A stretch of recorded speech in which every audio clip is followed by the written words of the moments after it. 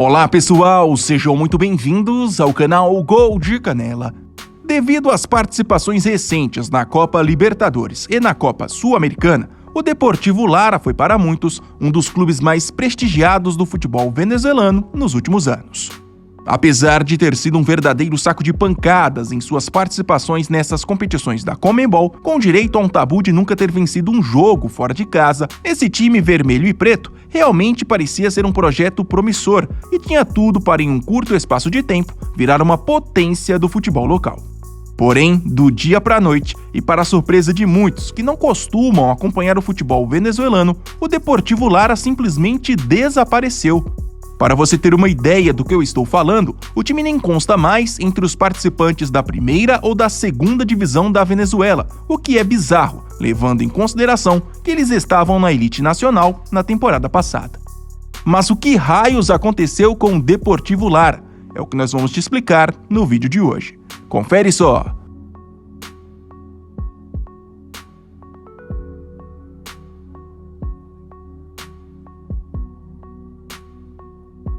Por mais que pareça desnecessário, para entendermos o atual momento, precisamos voltar no tempo até o surgimento da equipe para conhecer todo o contexto. Oficialmente, o Deportivo Lara é uma espécie de continuação do modesto Guaros de Lara, um time fundado em 2006 na cidade de Barquisimeto, capital do estado de Lara, e que entre 2007 e 2009 disputou a elite venezuelana. Após o Guaros decretar falência após uma grave crise financeira, uma empresa de maquinário agrícola chamada Tracto América, pertencente ao empresário Arid Garcia, assumiu o controle da agremiação e a transformou em julho de 2009 no Deportivo Lara. Com os milhões de bolívares injetados por essa empresa, os rubro-negros rapidamente começaram a se firmar entre os clubes mais importantes do país e, consequentemente, também alcançaram as primeiras conquistas dentro de campo. Após um quarto lugar na elite na temporada 2009-2010, veio uma vaga na Copa Sul-Americana. Foi a primeira vez em 44 anos que um clube do estado de Lara jogava uma competição internacional. Já em 2011-2012, sob o comando do jovem técnico Eduardo Saragó, surpreendentemente superou os grandes clubes do país e levou para casa o troféu de campeão da primeira divisão. O fato, além de render o primeiro e mais importante título de sua história, garantiu ao time uma participação em mais uma Copa Sul-Americana, agora na edição de 2012, e uma vaga inédita na Copa Libertadores de 2013. Porém, antes mesmo dessa participação histórica na maior competição de clubes da América do Sul, o Deportivo Lara viveu o primeiro grande elo de sua atual crise, graças a um movimento polêmico na política nacional. Em abril de 2012, a pedido do então presidente venezuelano Hugo Chávez, o governo nacional tomou o controle da Tracto América. A alegação era de que a empresa de capital privado estava faturando ilegalmente dinheiro na Venezuela. Isso obrigou o dono da companhia a fugir do país e, consequentemente, resultou no fim dos investimentos no Deportivo Lara. E como a empresa era praticamente a única grande fonte de renda, logo o time passou a acumular uma dívida milionária. Segundo informações da imprensa na época, entre abril e setembro de 2012, além de ficar quase 4 meses sem pagar salários aos seus jogadores e demais funcionários, o Deportivo Lara chegou a atingir, durante esse período, um saldo negativo de 30 milhões de bolívares. Diante então de um cenário tão caótico, a única alternativa encontrada pelo governo de Lara, entidade que assumiu o controle do clube durante esse período conturbado, era achar um novo dono para os rubro-negros. E isso aconteceu. Em outubro daquele ano, assumiu as ações do Deportivo Lara o empresário Ender Luzardo. Conhecido no cenário local por ter sido alguns anos antes investidor de outro clube de Lara, o União Lara, Luzardo assumiu a responsabilidade, prometendo pelo menos estancar o problema financeiro. Para isso, ele focou numa gestão sem grandes contratações, no pagamento das dívidas que haviam sido levadas à FIFA e na busca de novos patrocinadores. Logo, o Deportivo Lara foi nos 4 anos seguintes ganhando uma sobrevida financeira, o que praticamente anulou as possibilidades de falência. Mas é importante ressaltar, a dívida milionária do clube ainda era uma agravante. Depois desse período de, entre aspas, fôlego, em agosto de 2016, mais uma vez o Deportivo Lara foi obrigado a trocar de administração.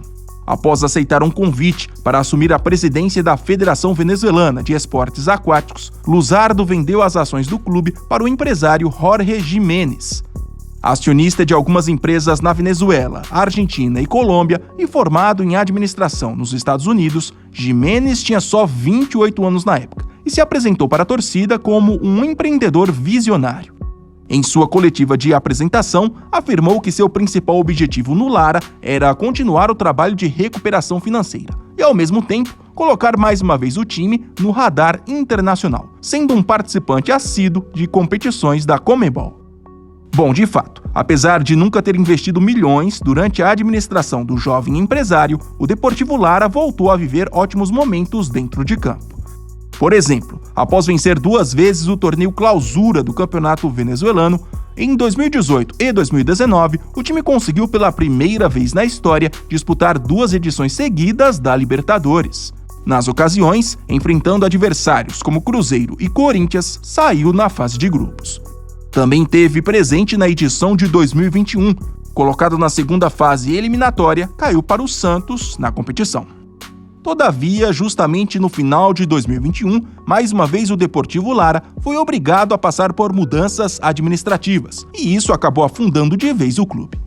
Eleito presidente da Federação Venezuelana de Futebol, Jorge Jiménez deixou o Deportivo Lara. Em seu lugar, assumiu Daniel Villasmil, personagem próximo do empresário que há anos fazia parte da direção do clube.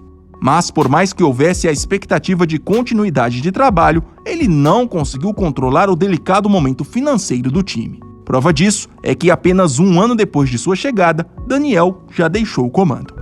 Acabou assumindo o posto um grupo de investidores liderados pelo empresário Khalil Youssef. E, no final das contas, alegando que várias contas do clube estavam bloqueadas, justamente por conta dos milhões em dívidas, a nova gestão pouco fez para melhorar a situação.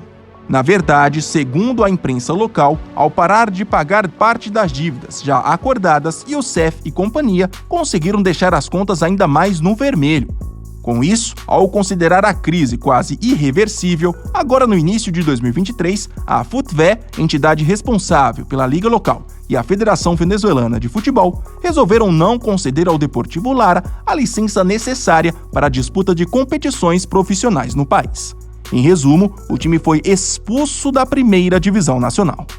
Apesar de ter havido algumas movimentações de bastidores para tentar reverter a situação, o campeão venezuelano da temporada 2011-2012 segue com as atividades paralisadas. E caso queiram voltar a disputar as competições profissionais do país, os rubro-negros terão que regularizar a situação financeira ou aceitar uma refundação para tentar uma vaga na segunda divisão a partir de 2024. E aí, qual é sua principal lembrança sobre o Deportivo Lara? Esse time já enfrentou o seu em uma competição internacional? Deixe aqui nos comentários. E não se esqueça, se gostou do vídeo e ainda não é um inscrito, por favor se inscreva no Gol de Canela. Até mais!